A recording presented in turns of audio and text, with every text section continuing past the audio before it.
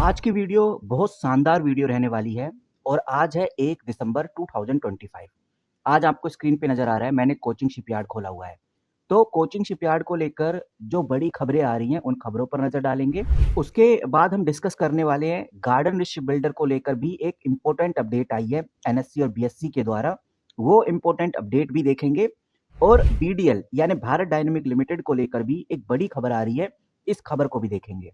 तो 3 कंपनीज़ के बारे में डिस्कस करेंगे और जानेंगे कि ओवरऑल मार्केट में चल क्या रहा है। ये बात सबको पता है कि भाई जीडीपी का जो डेटा है क्वार्टर 2 का जीडीपी का डेटा फ्राइडे को आ गया था। बहुत उम्मीद लगाई जा रही थी जीडीपी के डेटा को लेकर और उम्मीद से बहुत अच्छा डेटा आया है। यहाँ पर देखने को मिलता है लगभग 8.20% ग्रोथ किया है जीडीपी का डेटा, जो कि पिछले 6 क्वार्टर में सबसे ज़्यादा ग्रोथ पे था।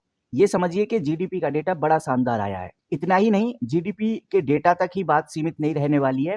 अगर आप ऑटो सेल देखेंगे, ऑटो सेल का भी डेटा आने वाला है। यानी कि जो नवंबर में जितनी भी सेल हुई है, उसका डेटा भी हमें अब जल्द ही देखने को मिलने वाला है। हो सकता है आज हमें देखने को मिल जाए। ये डेटा त्योहार सीजन यानी कि फेस्टिवल सीजन के बाद कितनी डिमांड हुई है, उसकी पिक्चर दिखा देगा।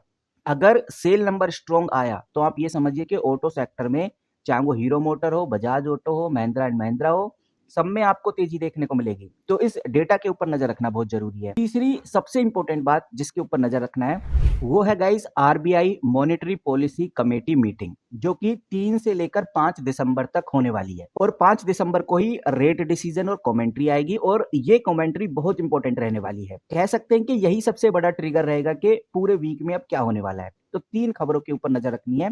जीडीपी का डेटा तो आ गया है, जीडीपी के डेटा से तो बड़ी हलचल अब होने वाली है मार्केट में। दूसरा ये ऑटो सेल का डेटा भी चेक करना है और इस डेटा के ऊपर मैं अच्छे से समझकर आपके सामने वीडियो जरूर रखूंगा। अब आ जाते हैं कुछ महत्वपूर्ण अपडेट, कुछ महत्वपूर्ण खबर के ऊपर। यहाँ पर आप देखिए जो डिफेंस मिनिस्टर है राजनाथ सिंह की आपको इधर पिक्चर नजर आ रही होगी और अगर आप डेट चेकआउट करेंगे तो 30/11/2025 यानी कि 30 नवंबर 2025 की अपडेट है।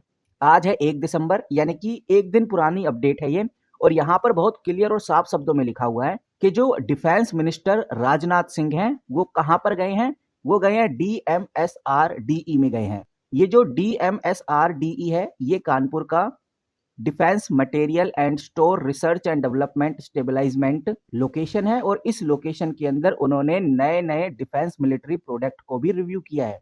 और अगर उन्होंने रिव्यू किया है तो आप ये समझ के चलिए खास तौर पर 2 इंपॉर्टेंट कंपनी, एक तो ये हो गई भारत डायनेमिक लिमिटेड, दूसरी हो गई भारत इलेक्ट्रॉनिक लिमिटेड। दोनों कंपनीज में हमें जबरदस्त ग्रोथ देखने को मिलने वाली है।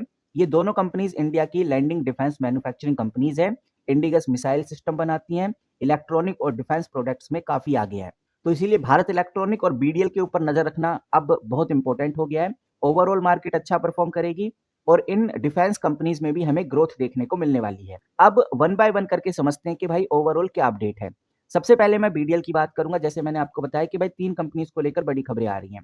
बीडीएल यानी भारत डायनेमिक लिमिटेड को लेकर एक बड़ी खबर आ रही है और मैं डॉक्यूमेंट्स के अंदर जाता हूं तो ये खबर मुझे इधर देखने को मिल जाती है। सिंपली क्लिक करूंगा, इसको बड़ा करूंगा ताकि चीजें समझने में आसानी रहे। यहाँ पर साफ नजर आ रहा है कि जो बीडीएल है, बीडीएल को 28 नवंबर 2025 में लगभग 2 दिन पहले ही सेबी के द्वारा नॉन कंप्लायंस के लिए बीएससी और एनएससी ने 5,42,800 रुपए का फाइन लगा दिया। ये आप देख सकते हैं इधर। और ये जो फाइन वाली बात है काफी इंपॉर्टेंट है। ये फाइन सिर्फ बीडीएल को नहीं, आगे भी मैं आपको बताऊंगा किस और कंपनी को लगाया है और बीडीएल को ये फाइन क्यों लगाया है ये तो हम आगे देखेंगे ही। लेकिन उससे पहले आपको बताना चाहूंगा ये जो बीडीएल कंपनी है यानी भारत डायनेमिक लिमिटेड जो कंपनी है, ये एक इंडियन गवर्नमेंट ओन कंपनी है जो कि प्राइमरी मिसाइल्स, एम्यूनेशंस और एलाइड डिफेंस इक्विपमेंट बनाती है। ये company defence research and development organisation, जिसको हम डीआरडीओ भी बोलते हैं, उसके साथ मिलकर आर्म फोर्स के लिए एंटी टैंक गाइडेड मिसाइल्स बनाती है,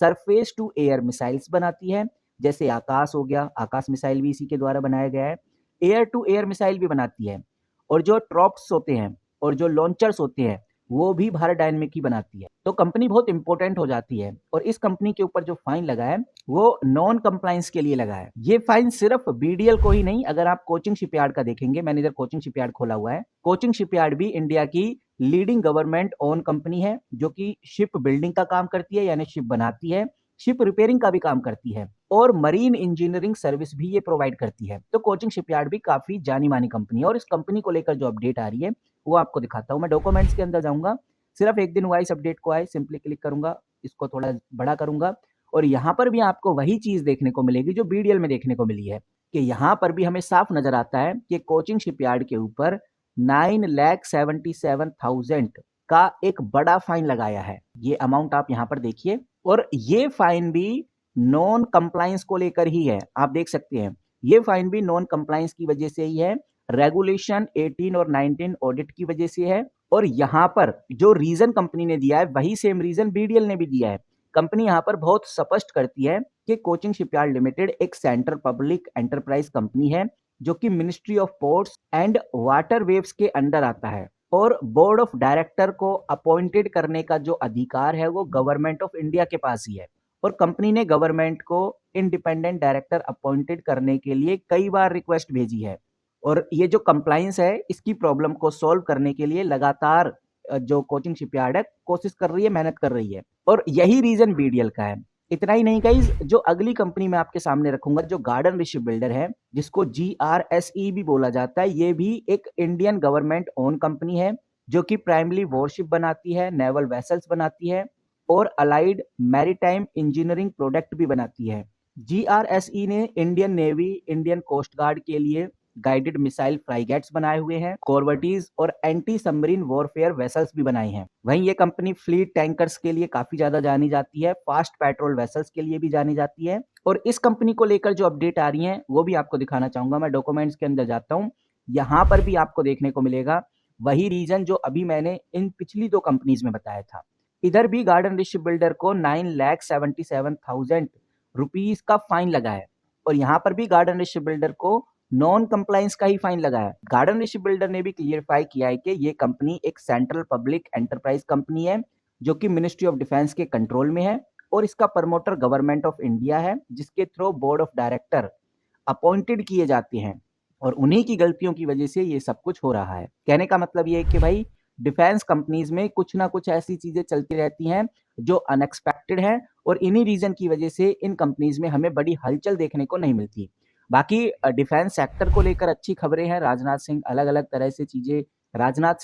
तरह से चीजों को हैंडल कर रहे हैं, नई नई अपॉर्चुनिटीज ला रहे हैं। ओवरऑल डिफेंस सेक्टर में पॉजिटिव इंपैक्ट हमें देखने को मिलेगा और अब देखते हैं कि भाई आगे क्या सिचुएशंस क्रिएट होती हैं। फिलहाल माहौल थोड़ा नेगेटिव नजर आ रहा है इन तीनों कंपनीज को लेकर। ये बात बिल्कुल सही है कि जो फाइन है बहुत ज्यादा नहीं है, इससे कंपनी के फाइनेंशियल कोई इंपैक्ट नहीं पड़ेगा, लेकिन हाँ एक नेगेटिव छवि जरूर बन जाती है। तो इस वीडियो में फिलहाल इतना ही। जैसी कोई बड़ी खबर, बड़ी न्यूज आती है डिफेंस सेक्टर को लेकर वो मैं आपके साथ जरूर शेयर करूंगा। जाते जाते कुछ चीजें हैं जो हमें ध्यान रखकर चलनी है। सबसे पहली बात तो भाई जीडीपी का डेटा शानदार आया है Q2 का। दूसरा उससे भी इंपॉर्टेंट बात जो ऑटो सेल है, ऑटो सेल का डेटा भी हमें जल्दी देखने को मिलने वाला है, हो सकता है आज हमें देखने को मिल जाए और ये डेटा भी अगर जीडीपी वाले डेटा की तरह ही आया तो ओवरऑल मार्केट में बड़ी हलचल होगी। तीसरा सबसे important RBI monetary policy committee की मीटिंग, ये मीटिंग 3 से 5 दिसंबर के आसपास होने वाली है। इसका अपडेट हमें जो फाइनल अपडेट है वो 5 दिसंबर को देखने को मिल जाएगा जो कि पूरी हलचल बता देगा कि भाई इस हफ्ते मार्केट में क्या रहने वाला है। तो गाइस बने रहिए, जैसी कोई बड़ी खबर, बड़ी न्यूज, बड़ी अपडेट आएगी तो आपके साथ जरूर शेयर करूंगा। मिलते हैं किसी नई वीडियो के साथ, तब तक के लिए take care and good bye.